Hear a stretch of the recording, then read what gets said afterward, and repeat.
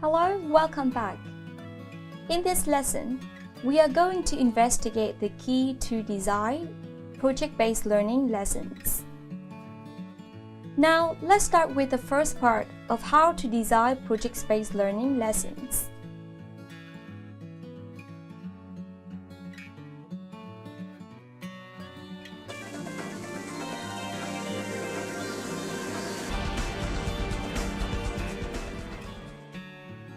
About this conversation, what did you learn from this? What did you learn from each other that you didn't know before? My name is Shazia Parani Melstrom. I teach at Brooklyn International High School, a school for newly immigrated students, and all of my students are English language learners. I teach English language learners through a project-based curriculum, and one thing that I think works really well is using learning groups. I believe that through this interaction, students not only advance their language skills, but also learn how to be better critical thinkers by examining material together and sharing various perspectives. The more students have the opportunity to interact with one another in the classroom through collaborative activities and experiential projects, the more their academic English skills will grow and deepen. Ultimately, it's my goal to help students maintain their native language and their cultural traditions, as well as strengthen their English language skills and adapt to the United States. It was kind of a little hard for me doing the translation in Spanish because I don't know that much, and there's some words that really confused me and I didn't even know how to say in Spanish. So by doing this newspaper, it made me develop more how I translate, how I write all the Spanish. This type of service learning project enables students to feel a sense of empowerment and feel that they are making a difference in their communities.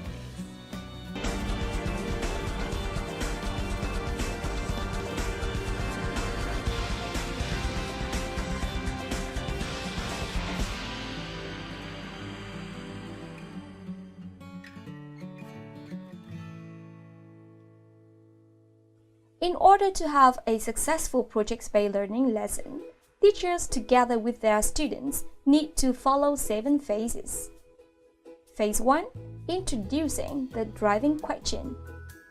Phase 2, introducing the culminating challenge. Phase 3, developing subject matter expertise. Phase 4, doing the culminating challenge. Phase 5, debriefing the culminating challenge. Phase 6, responding to the driving questions. And the last one, summative assessment.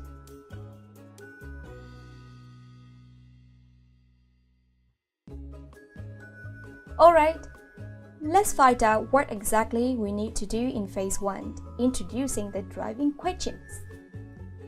This is the very first time that teachers and students have worked in any particular project.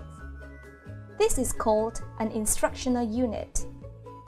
In the instructional unit, teachers should introduce a strong driving questions, which should be compelling, open-ended, and meaningful. Remember, a strong driving questions has no right or wrong answer, but it should offer students an opportunity to discover their own prior knowledge.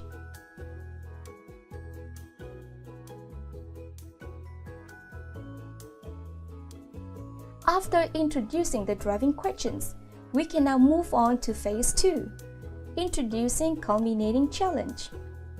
What is a culminating challenge? Culminating challenge refers to a veritable assessment or presentation so that students can clearly demonstrate learning of the subject matter. This can be done via a discussion, website development, election simulations. Students are provided with guided choice concerning the options for authentic roles.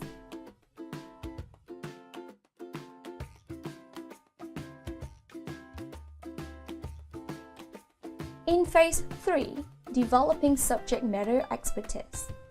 In this phase, students are required to become experts in the subject matter through inquiry methods. They are provided with background information, but are also required to explore new concepts. Therefore, individuals or team tasks are created to lead students to success on both the culminating challenge and summative assessment. Because students should play authentic roles and they have a true need to know more about the concepts and skills. Finally, students are required to research thoroughly or ask questions related to their projects. Information can be gained by teachers, publications, various websites, and professionals. Finding answers pave the way for raising new questions and are beneficial for the completion of the project. Students use inquiry methods to explore new concepts, but teachers need to provide enough background information on the new vocabulary and concepts that students can figure out how to move forward.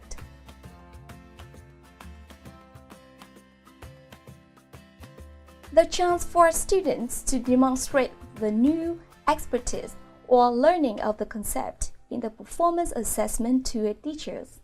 Ideally, in this phase, if a subject matter expert or professional is invited, they can give better judgment and guidance to students.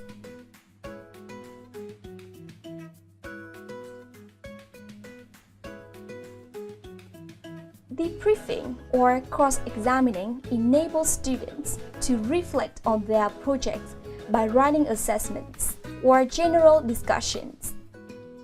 The opinion of their teachers, their peers, or subject matter experts can also help in authentic and immediate feedback for successful delivery.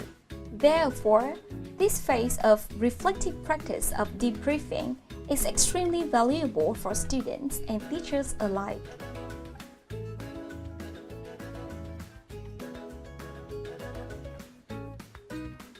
Now let's move to phase 6, responding to driving questions. Asking students to respond to the driving questions once again after assessment will make them have a deeper understanding of the new concept. By now, they should have new vocabulary and a deep conceptual understanding of the materials covered during the learning process. As students complete this exercise, give back their initial responses to examine the differences between the two answers and better acknowledge the learning.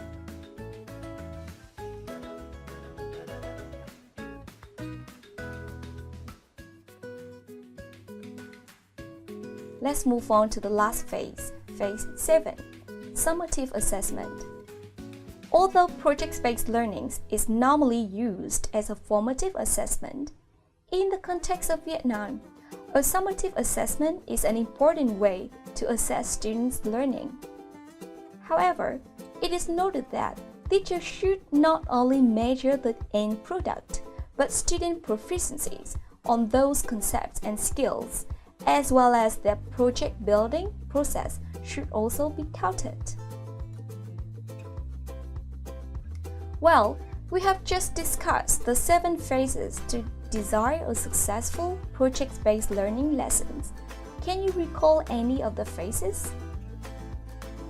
You're right. Remember, phase 1, introducing the driving questions. Phase 2, introducing the culminating challenge. 3.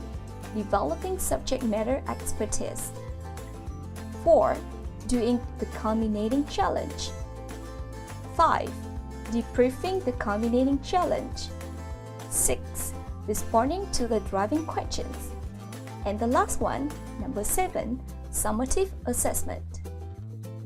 Thank you.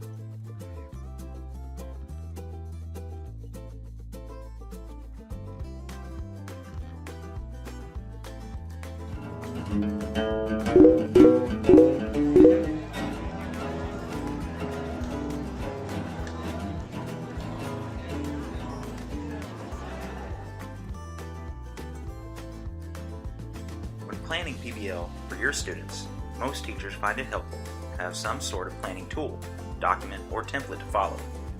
This helps to ensure you've included all the components of gold standard PBL according to the Buck Institute. The Learning Support Department has developed and provided multiple options for you to choose from as a teacher. Each of the templates we provided has some pros and some cons, but the goal of all these unit plans is to aid you in developing high-quality PBL units for your students. What's important to remember is that whether you use a tool we provided, one of your own, or a third-party tool, it's important that you evaluate your unit plan using the project design rubric that was developed by the Buck Institute for Education. To access available unit plan templates, just click on the link below, or you can also find it on the main PBL page in Canvas. The original unit plan template developed by SBS, version 1.0, has a strong focus on literacy and skill development. It's also very thorough and does a great job of walking beginning PBL practitioners through the process of planning for project-based learning. This unit plan template has also been and will continue to be utilized for the development of different curriculum options in Springfield Public Schools. Throughout this template, you'll find help text to guide you as you complete different sections and plan your PBL unit. The revised version, 2.0, is very similar to the original with a few exceptions. It includes a table of contents as well as sections to include scaffolding activities and/or resources students might use in either creating their product or learning the content. Additionally, Template 2.0 incorporates a place to include a student to-do list. This could aid in planning project checkpoints. This is also the template we'll refer to often throughout the rest of this course. Users of Canvas may enjoy the convenience of this template developed by SBS using the schoolproud.co website as a model. To use this template, simply go to the Canvas Commons and search PBL template. Import this module into the appropriate course and make the necessary edits to plan and deliver your PBL unit. One advantage to this template is that once finished planning, you already have a Canvas module ready for your students. It's also easy to incorporate other Canvas assignments like discussion questions, quizzes, and other assignments as checkpoints and assessments to support your PBL instruction. For help on importing this module into your course and using it as a PBL template, please contact the Blended Learning Department, and they'll be able to help you with all the details. The Buck Institute also has their own planning documents. These have been compiled and turned into a PDF form for you to use. To use this template, simply download the file and type in the form. The Buck Institute has also created a project planning tool online. The project planner on BIE.org is a great tool, but it does require creating a free account.